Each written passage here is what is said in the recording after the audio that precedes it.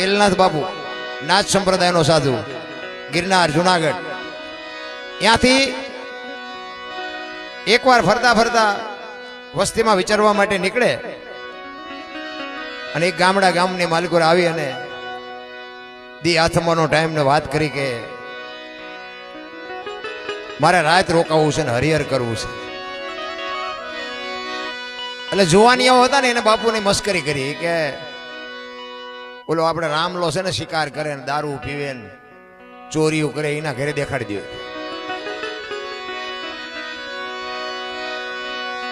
બીજી વખત આ લાઈને મને તો બધાને બંધ કરાવી દઉં.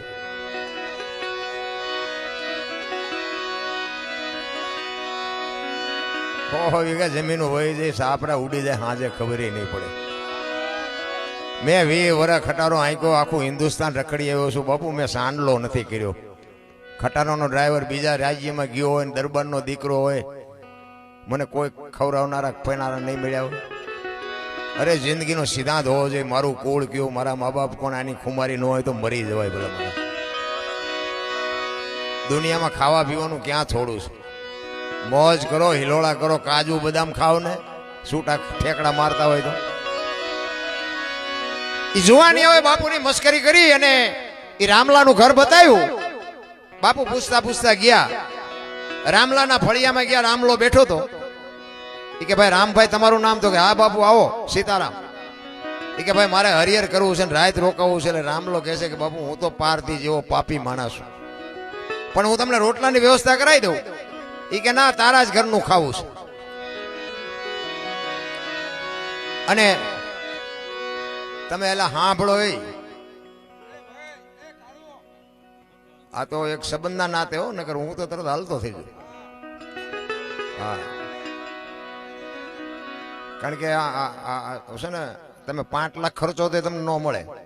હા, એ હું અભિમાન નથી કરતો, બાકી અખતરો કરી દેજો, તમારે જે જોતું હોય એ મળે. આ તો ઘરની વાત છે. એટલે સાંભળવું હોય દિલથી, તો નો સાંભળવું હોય તો કે આપણે ધરાર છે નહીં. હું તો ના જ પાડતો નથી બેવું.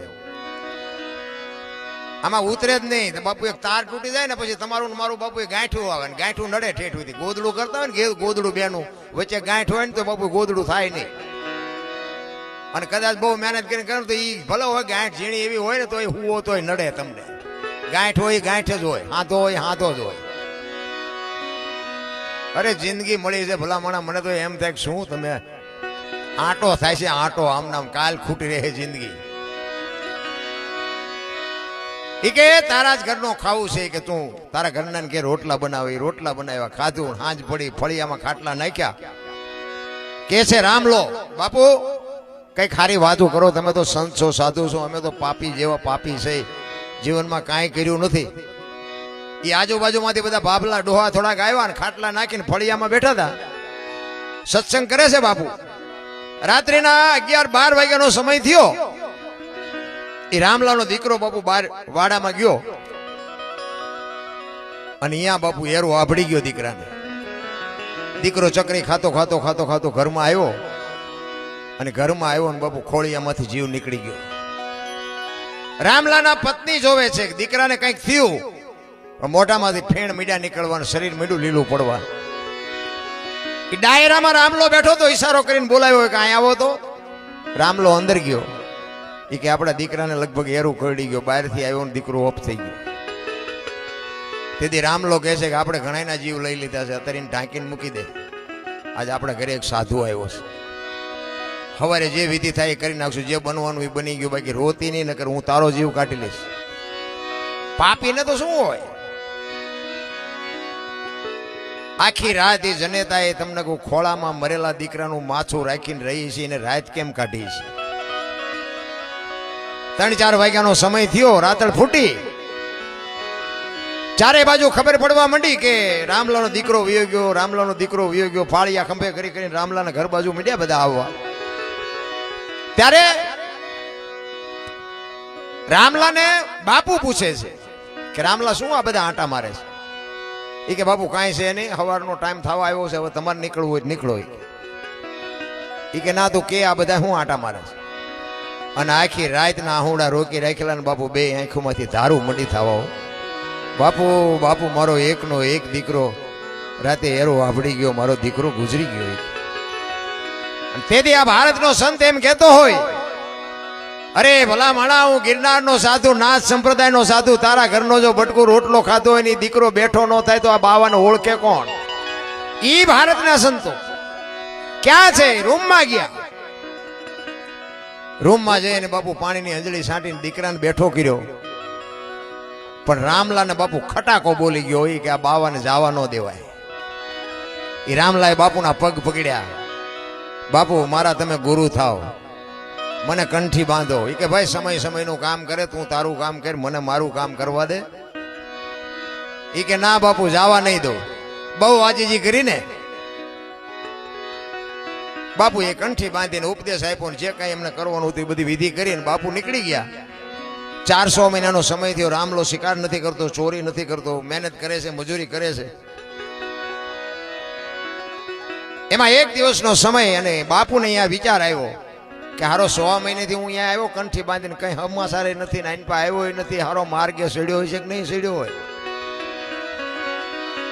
એટલે બાપુ પાછા એ જ ગામમાં આવ્યા. અને નાથ સંપ્રદાયનો સાધુ એવું કહે છે કે ગમે એનું સ્વરૂપ લઈ શકે. નાથ સંપ્રદાય એટલે ટોચનો સંપ્રદાય છે ભાઈ. ગોપીચંદ, ભરતરી, જાલંધર, મચ્છંદર, ગોરખ, આ બધા નાથ સંપ્રદાયના સંતો છે. નવનાથ જેને કહેવાય. ઈ ગમે એનું સ્વરૂપ લઈ શકે. એટલે પછી બાપુએ વિચાર કર્યો કે આને શોખ છે નો, કે આને શિકારનો શોખ હતો. એટલે કોઈ હરણ કે કોઈ કાળિયાટ કે ગમે એવું કોઈ જાનવરનું રૂપ લઈને ગામના પાદરમાં આટા મારવા માંડ્યા. બાપુ ગામના જુવાનિયા જોઈ ગયા. એ કે રામલાએ બંદૂક મૂકી દીધી ને ગામના પાદરમાં એ કે આવો શિકાર રખડે. ખોટું તમારે ન કરવું હોય, દુનિયા કરાવે તમને. રામલાના ઘરે જઈને કીધું, એ રામલા હાલ હાલ કે આમ જોતો ખરો શિકાર તો જોઈ કે ગામના પાદરમાં. એ કે ના ભાઈ માય મેં તો હવે બધું બંધ કરી દીધું. પણ કે નો માર તો કઈ નહીં, પણ તું જોતો ખરો કે હાલ તો ખરો. તારા હાથ ઢળીને ઝાંપે લઈ આવ્યા.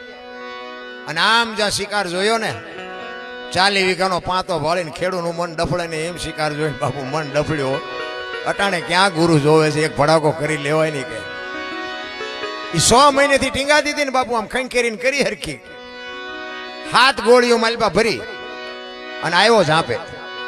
ઈ મોર શિકાર ને વાહે રામલો બાપુ 1 2 3 5 ને 7 ભડાકા કર્યા. શિકાર વયો ગયો, થયો નહીં. અને એ ઘરે આવ્યો ને ત્યાં એક ભાઈ આવીને બેઠેલા. એ કે રામભાઈ તમારું નામ? તો કે હા. કે હું જુનાગઢ થી આવ્યો છું. બાપુએ કીધું કે આશ્રમે આંટો મારી જાય. એ કે આજ જ બંદૂક ઉપાડીને આજ જ સમાચાર આવ્યા. એક દી વહેલા આવ્યો હતો. એ પાણી ન પીધું, એમના આમ ખંભે બંદૂક હોતો બાપુ ગિરનાર ભેગો થયો. બાપુના આશ્રમે ગયો ને બાપુના શરીરે પાટા બાંધેલા.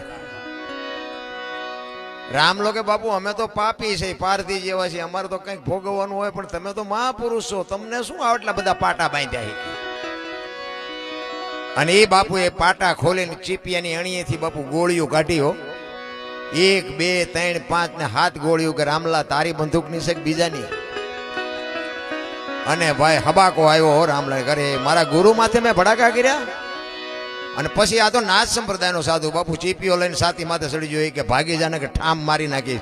અને પછી રામલો કહે છે કે હવે તો મારું ઘરે આ છે ને મારું મહાણે આ છે. એટલે આ વાણી બની છે ને